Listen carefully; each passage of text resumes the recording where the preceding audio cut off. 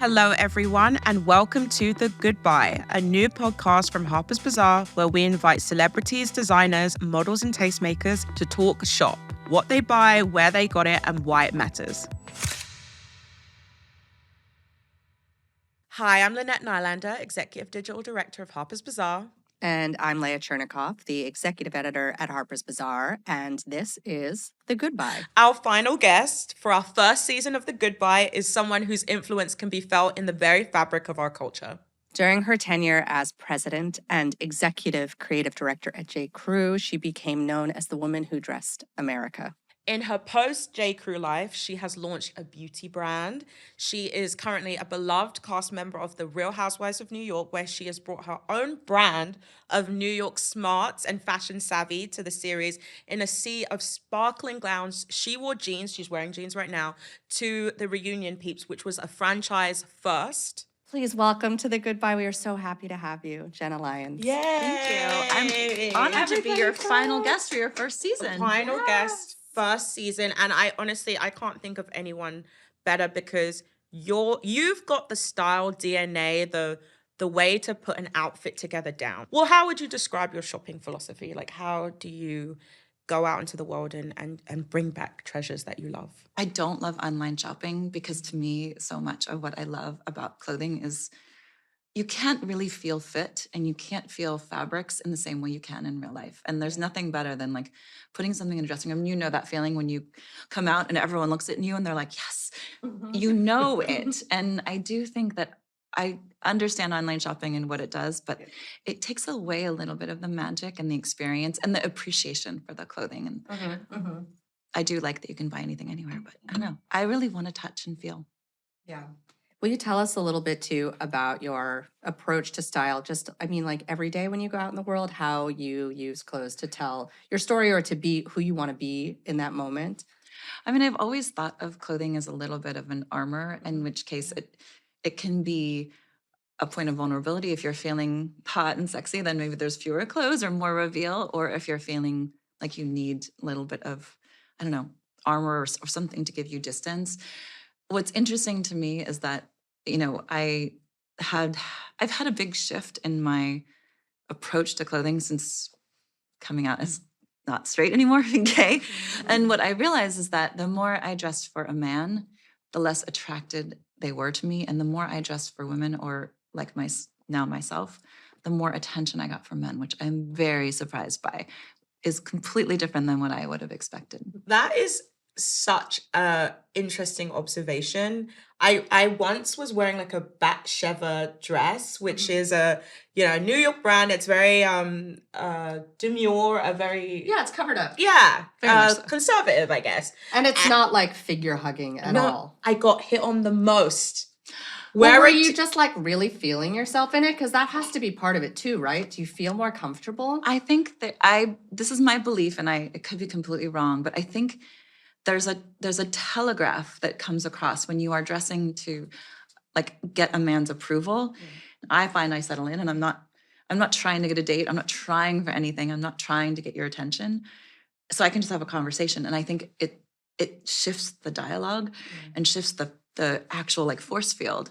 And it makes a big difference. And so I'm not surprised that you were hit it on. Like there's something you become, it's just about you. Yeah. And it's not about that desire and it's amazing because I think if you look at women's sexy clothing, it's like a lot. I remember it was so intimidating to feel like I had to, do all the stuff with my legs and it's like when I put on a suit, I get more attention than when I wear a dress. We should talk about what you're wearing today, actually. Okay. What's happening? Because it's all great. Oh, thank you. I have all my shirts made because I'm an unusual size. And once I had the experience of having my shirt made, I realized it's something that's often reserved for men. And I wish that women, knew how, and it was something that they considered they could do. I take all of my friends to get shirts made. Like that's my thing. Where do you go? I go to Ascot Chang. They our shirt maker, when I first went to Hong Kong when I was 22, it was my very first trip for J. Crew, and there was an Ascot Chang in the hotel that I was staying in. And I was like, this is the best thing ever. And the quality of the shirt, you can pick any fabric you want, you can pick any style. They bring out all of the collars, all of the cuffs. You get to pick your monogram. So I have all different versions. I was noticing it peeking out. This is the crown with the J, but I have other ones, and you can do whatever you want. I love that. And it fits perfectly. So for instance, like people who have like maybe big boobs, like they're constantly worried about the shirts unbuttoning, but you can go and have it made perfectly for you, but then it will still be perfect in your arm. You can have a French cuff, you can do whatever you want. And I think that level of bespoke experience is something that is often reserved for men, which I think is a total shame. So, but the jacket, I went to an Hermes sample sale.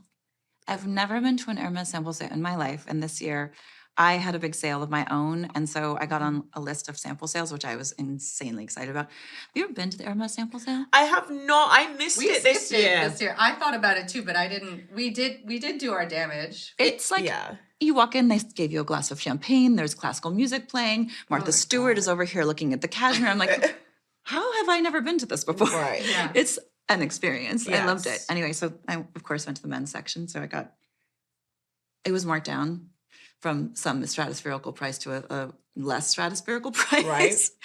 And then the jeans, I use this woman called Jean Genie. So she actually has, she searches for jeans, and she'll basically send me a box, and then whatever I don't like, I send back, and she does it periodically. So these are I have all different categories. I have slouchy, no rips. This is the slouchy, no rip category.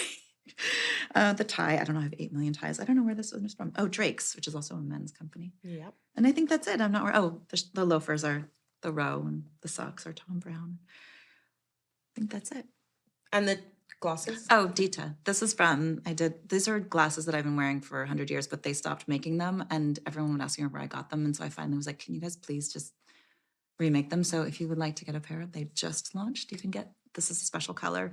And then there's another color. It's like a dark charcoal with a mirror. So what are your categories of jeans? that's a good question. So there's slouchy, like clean. So no, like just oversized slouchy boyfriend clean. And that's a big category. And then there's slouchy, but like thrashed, which, and not too many rips, but they have to be authentic, and they can't be, so they're never fake. I don't buy. Well, you don't do a stretchy, no, she doesn't do like a stretchy denim. Like it's real denim. But also anything that's like purposefully distressed. Right. It has to be all done naturally. That's got what it. Yes, but I also don't wear stretch denim at all. Yeah. That's not something that enters my house. Like I have a problem. I don't want skinny jeans on anyone ever. That moment has passed, and if they come back, no. Sorry. It's just not my thing. And I don't have a problem with them. It's just not my thing. And then I have rigid, faded, narrow, straight, but they have to be like faded, no rips. And then there's narrow, faded, rip a little bit, tiny. And then there is like what I would call like white cream, like anything in the natural phase. So there's that. And then, God, I have a lot. And then I have like wide, like oversized, like big, like oversized, soft, but those are harder to find. And these are all, I'm sorry, the shock and awe on my face. These are all categorized in your closet as such. Yeah. Like these, okay, so they exist as departments. Yeah. Within the denim department. in Jenna's closet. Yeah. Yeah. But it's important. Yes. How many pairs do you think you have? Drum roll for the number. I don't know. I'm uncounted. In my closet, or including storage?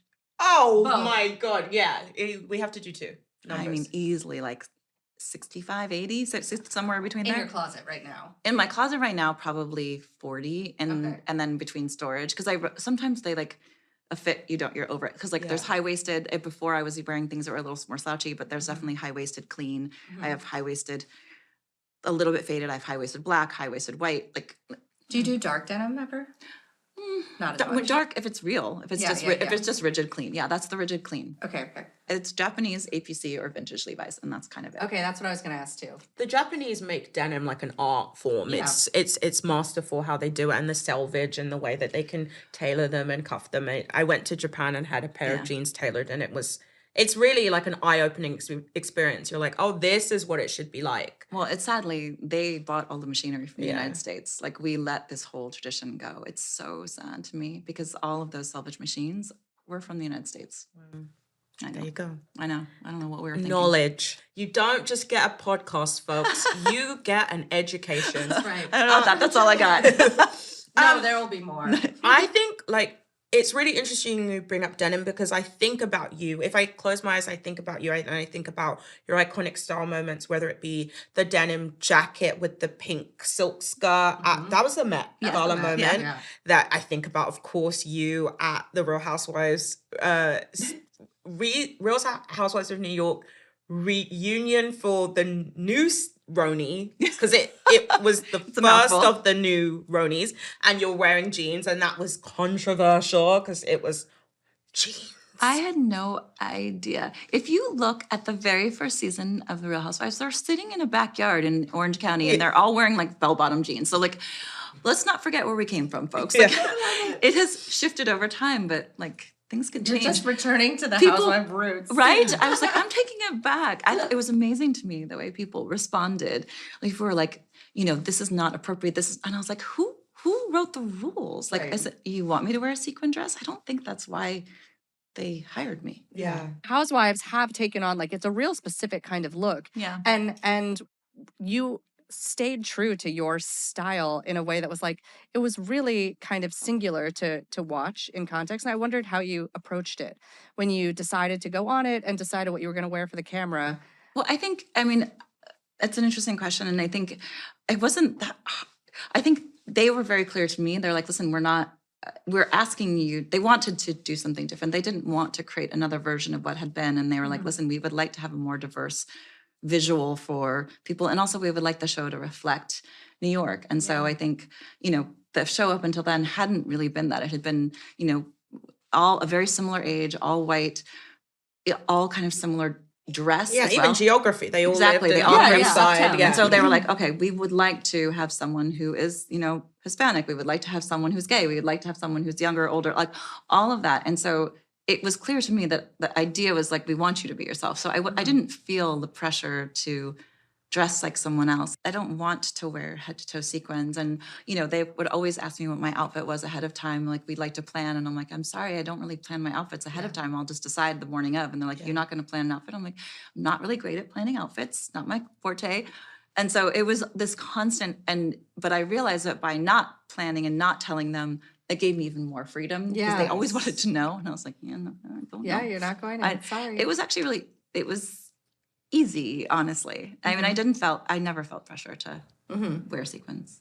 And yeah, I mean, it shows. Your style kind of shines through. It does. Thank I mean, you. that's what was so exciting to Thank you. watch. It's just Thank like, oh you. yeah, that's Thank you. who I want to dress like. At your time at J. Crew, you completely revolutionized, you know, so much. You revolutionized American dressing. You revolutionized kind of the dichotomy and the balance of an outfit. I think about a cashmere sweater with a sequin skirt, or I think about, of course, A t-shirt with the sequins. T-shirts and sequins. The one thing that's nice is that when I was doing this and starting out, like, the internet kind of didn't really, like, that wasn't a thing. Yeah. You know, and so it was a much more kind of insular process, and we spent a lot of time just like playing with things.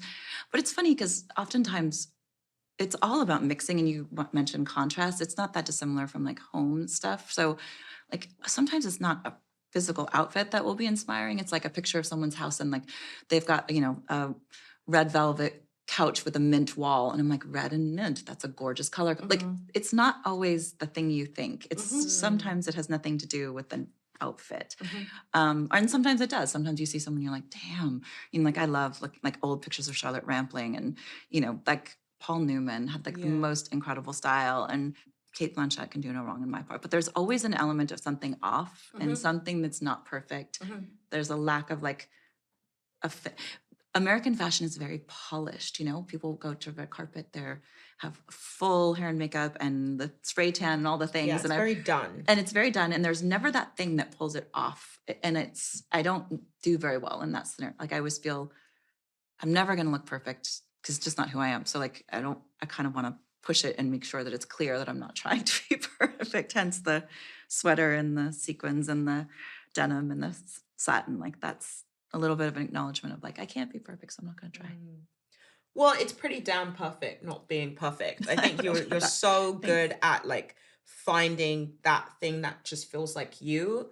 Another thing I constantly think about when I think about your style is this commitment to the most beautiful accessories. I mean, clutch bags that you have found the world's best clutch bags. They are in Thanks. Jenna Lyons' Thanks. closet. Thanks. That's the I boutique of sold a them. lot of them. Oh, well, at the sample sale. Yes. Talk to me about the accessories. I mean, I think it's a little bit of the same thing as like, like if I'm wearing a traditional suit, like I want the sparkliest bag in the world because I do want something off or sparkly. So if the outfit is sparkly, then the bag is tailored.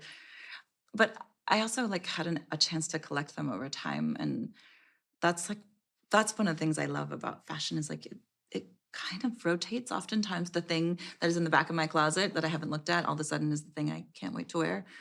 On the Goodbye, the podcast, we love to talk about all the different buys that one looks for and looks to. And the very first question we always ask is, what was your first buy? What was something that you always remember that purchasing that made you that fulfilled a certain part of you that was like, yes, I got it?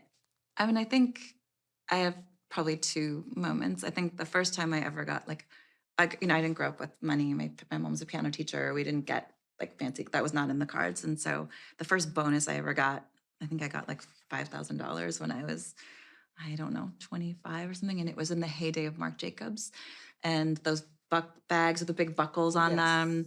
And I remember going down to the store and buying a bag and a matching wallet. And that was like the thing. Like I'd never had a designer bag in my life. I'd never been able to afford the bag and the wallet at the same time. And I remember walking out of that store and just being like, that felt like, I don't know, I cherished that bag. I loved it so much. I just sold it at the sample sale recently, or my whatever personal. You parted closet. with it? I did, because it's been sitting in my closet. I was like, what am I doing? Yeah. What am I going to do with all of this stuff? Like, and what the best part about doing that sale was I was at the ballet one night, and this guy is in front of me wearing a black suit with like sequins, like in sort of a, I don't know, what do you call that? A C-shaped pattern. I can't think, scallop pattern. And and he turns around. I'm staring at him, and he turns around, and he has a bag in his hand, and it's a beautiful bag that's got all this sort of inlaid sparkly kind of Bakelite stuff in it. And I look at that bag, and I'm like, I recognize that bag. And he turns on, and he looks at me, and he goes, "It's yours." Oh my God. And I look at the bag and I'm like, oh my God, it was the bag that he had just purchased at That's so amazing. lovely. I was like, this is why I sold these things, because Yeah. I'm not wearing them. I can't wear all of this. And now it gets another life. And someone. And then you have a connection with someone. It's amazing. It was the best thing. That's so cool. I couldn't believe it. He was excited. I was excited. He's like, can we take a picture? I'm like, of course. I'm so excited to see this in it. I don't know. It just made me really happy. That's awesome. And now hopefully whoever bought that Marc Jacobs bag hears this story and knows like how special it was. Yeah. Some other girl bought a Balenciaga bag that I'd sold and it had my ID still in it.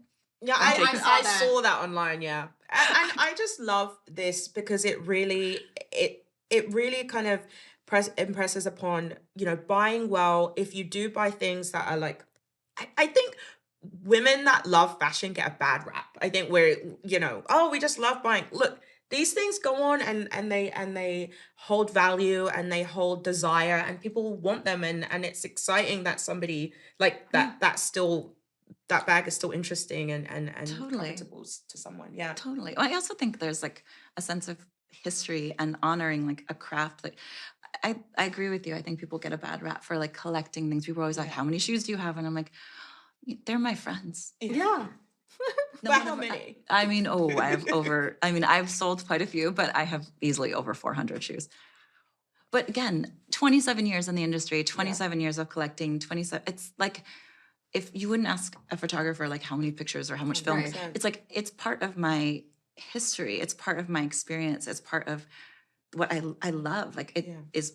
Yeah, it brings you joy. I always Totally. Art always seems like intimidating to like start collecting and people always say, well, you just buy what you love. But it's really the same with fashion too. Yeah. It's like that bag brought you so much joy for such a long time. Yeah. I mean, Hamish Bowles has tons of women's clothing and he collects it because he reveres it. It like means something to him. It has a place in history. He loves the craft. He loves how it was made. It speaks to him, but he's not wearing it. And I don't think it matters, and that's different. Whereas as a woman, if we collect it, we're like, it's too much. And Yeah. I think Oh, right. You're always doing this calculus, and it's like Totally. because there's the shame Yes. because of the patriarchy. oh, for sure. We can go on about that. And I just think, yeah, we all need to just free ourselves of it. I think of Yes. all the things that you could be addicted to, a shoe, a bag, Yeah. what's the harm? Right. It takes care of your feet and gets you from point A to B, and maybe your feet are happier at the end. I don't know. Would you collect anything? I'm probably cut from the same cloth as you. I do have a lot of shoes, bags, I mean clothes in general. Yes. And I'm a bit more specific in like there's certain designers that I really enjoy. Like Who was that? Com and Junya is just I remember when I was 15, 16 and I would go to the original Dover Street Market that was on Dover Street and I had not a penny, but going around that store, it's like an art museum and you just look around. And so I think I'm paying myself back for all the years I couldn't afford and I love it. Are you a collector? No, not in the same way. I mean, I love it. And I do tend to like gravitate towards the same things over and over again. And like, I'm like always looking for the same pair of pants and I buy them over and over again. Like I love like a beautiful pleat front trouser. So I will look for them everywhere. And mostly the row makes the ones that I love the most. I'm sorry for your bank account. Thank you. Yeah. People cleaned me out, but I was also really happy about that. And it's testament to your style. I mean, Yeah. so few people could get, you know, the New York girls out in, you know, en masse. And yeah, it's testament to kind of your great curation. But to that point, is there anything you've ever regretted buying? Yeah. Let's talk about that. God. Oh God. I mean, I've so gone over. I mean, I don't know if I have enough time for that. I think I really regret, there was a period, like the whole, like low slung jean period. Like I wanted to be a part of it. My body just did not want to participate. I had like so many things I never should have worn. And I also like am shaped, I don't do well in like that whole skin. It just was not good for me. And I regret some of my purchases. I regret I bought a really expensive jacket at Miu Miu once that was pink shearling, but it had short sleeves. It was beautiful. I think I was just depressed and like did not need to buy that thing. And it was very expensive. And I think I wore it once. I mean, I have a lot. I mean, there's a long list. There's so many things. Most of the time it has been like therapy shopping that I have regretted, where I've like been trying to fill a hole. And then I just made a hole bigger. I would say the worst thing I ever did was after I had my son, I didn't go shopping for like 14 months because I was at home and I was working a lot from home. And that's a long time for me not to buy anything. And I remember Mickey, my boss, was like, we're going to Stad. Do you want to come? And we can just like, because we were getting ready for the holiday season. It's always nice to go someplace that's in the temperature we're going to be designing for, because you kind of, when you can, and it's helpful to get your head out and just like see people dressed up and crazy out, you know, Stad. I'm like, great, let's go to Stad. I got off the plane and I was a rabid dog. And I went to the Prada store and I found myself buying a full-length gown, which I have never, ever in my life worn a full-length gown. I love. Gloves, a beautiful little leather bag, which I still have, and a mink jacket.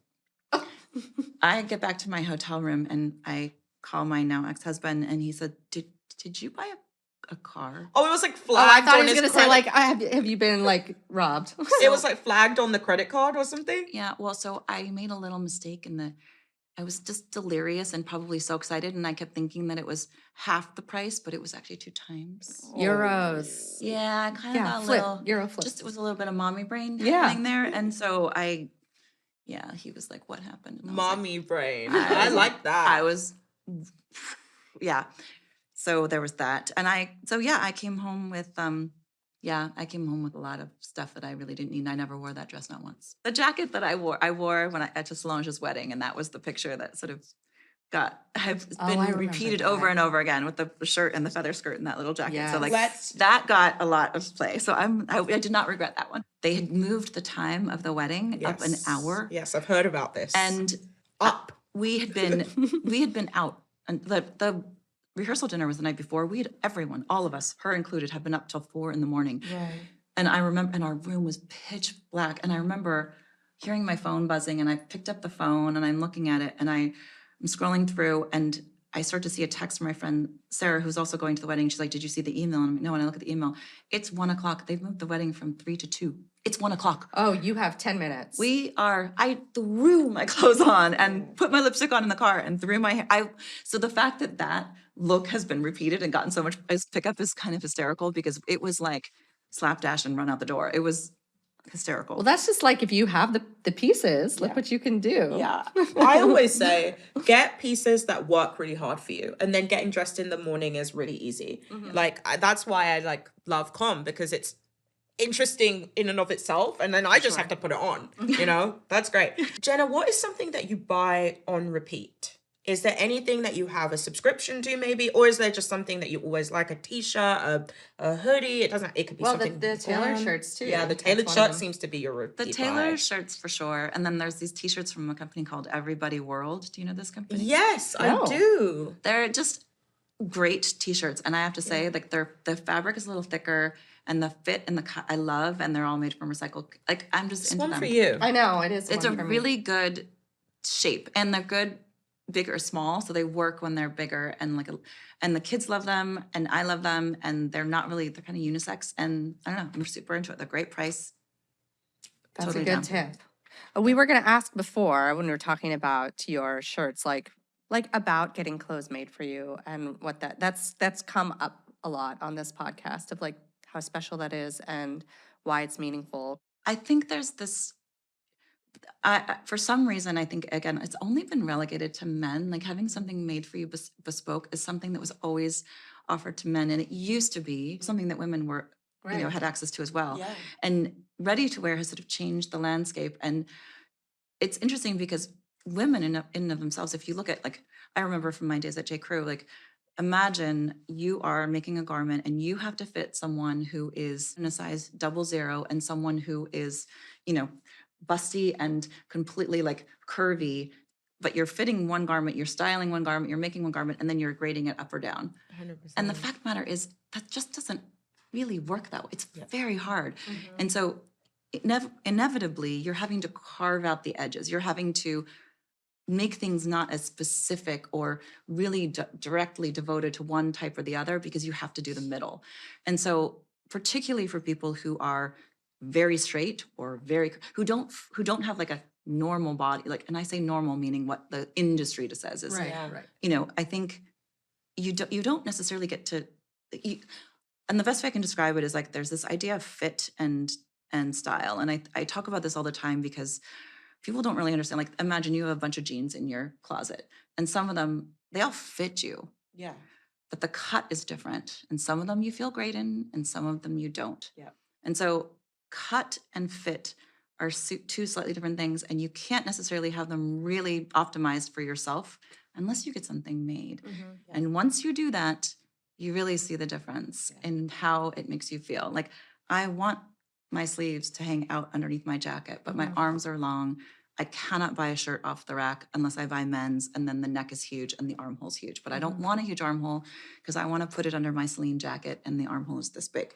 And so when you start to really get connected to fit and cut and how they work for you or against you, it is game changing, and it can make you feel just like far more. There's nothing worse than like having your shirt pop open because your boobs are big. Like, that sucks. And that's unfortunate because that happens to a lot of people, and vice versa. A lot of the shirts have darts in them, and I don't really have big boobs, so then I get like a point.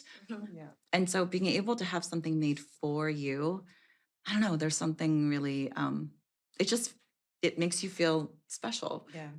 I've said it once and I'll say it again. Like, at the again, not everyone can have things made, but at the very least, an investment in a really great tailor is paramount. Like, it's the best investment you can make to make something feel like it was made for you 100%. and make you feel confident and make you feel great. I also think it's true that not everybody can afford it. What I do find is that the pieces that I've had made, I wear 10x to the pieces that I'm constantly trying to find something that's like close to what I want. And once I stopped buying a bunch of shirts that were almost there, I now just wear my Ascot Chang shirts, and I probably per wear spend less because I can go to those all the time, and I pull them out over and over again. And I have a ton of other shirts in my closet that I've tried over, and I just don't pull them out because they just don't like they're always in service of something that it never works. You indulge your urges, your shopping urges. I But do. is there anything that you dream? What's your dream buy? And it doesn't have to be clothing. Oh. Though it would be funner if it was. Funner. Yeah. Oh, I mean, my dream buy, which I will never do because I can't afford it, is a Berlin at Aluso. Like that's just never happening. But it would be that's my dream. Okay. But I don't know. Clothing wise, I don't know. I don't know if there's anything I have ever dreamed about that I haven't tried to get. Love that. I mean, Yes. I've had clothing. I'm pretty. You see Stalked. it, you like it, you get it. Yeah. For the I mean, unless it's like I'm not buying a Vicuña shirt or a coat because that's just stratospherically expensive. I Right. do love Vicuña, but that's not in the cards. I also don't know if I really like. It's not about price. Oftentimes, it's about like I love a Comme des Garçons and a like that stuff that's really unusual and special, but oftentimes very expensive. Yes. But I'm like I'm down. There's never been anything that we'll see what happens with the new Chanel and when in Bottega. We'll see. Yes. I know. There was one piece that I did not buy. It was a Kate strappy harness in sparkles, and I tried to get it, and they said it's $15,000, and I said, thanks so much. Thank you so much. I said no. Very good. There is restraint. There's a little bit of restraint. I don't think my girlfriend would agree, but there is. There is. What I think about a lot is that you were at your job for 27 years, as you said. Buying yourself rewards along the way feels very like hard won. And now you're in, whatever phase. But I just always think about, sometimes young people expect like everything to happen at once. And it's so nice to like see a story of like, you work really hard for a long time and you reward yourself and you get rewarded. But Yeah, Tracy said that too. It's like why do I do this job and why do I do this if it's not to buy the things you like? And also again to be in a position where you can potentially get stuff for free or get gifted is nice, but it's nicer when you actually buy the things that you really want and you desire and you invest in the artists that make the things that you believe in. 100%. I do think that like there's some weird connotation around fashion and that it's superfluous or frivolous. And I just don't believe that. Like I know from my previous experience, and I remember when I worked at J. Crew, people would send letters and say like, I'll never forget this one woman really particular sent me a letter and she said, I am a doctor, I am doing research and I had to present my research to a whole room full of men and I was very nervous and intimidated and I was wearing this blouse that we'd made at the time and the pencil skirt and these sparkly shoes. And she said, on my way up to the podium, 3 people told me that I looked fantastic. And she said, so it gave me this confidence. And so when I got up there, I forgot about how I looked and I felt that confidence and it really helped me giving my presentation. And so for someone to think that it's not meaningful, I think it's just fool.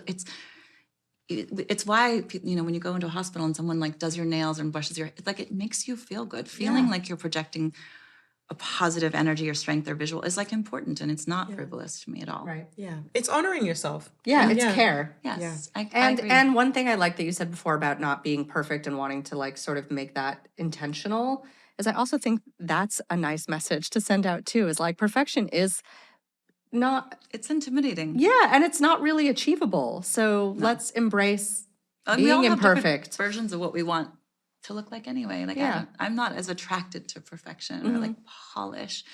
That's just, I don't know. It always makes me a little scared. Yeah, yeah.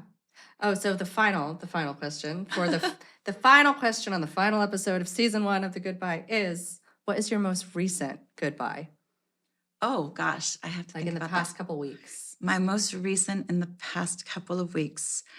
Oh God, I mean, I guess it would have to be, I bought a pair of really great cashmere socks from, do you know Bag & Company? Yes. I had these socks, they're like this thick and I love them. A cashmere sock, that is luxury knows no bounds. It is. It's also the kind of thing that like you don't always want, like I love giving them as a gift too, because most people don't want to spend the money on a really good cashmere sock. Yeah. The good ones are expensive. A fancy sock is a great gift. I'm obsessed with socks. I think you should start like an Instagram. It's like WWJLD. What would Jenna Lyons do?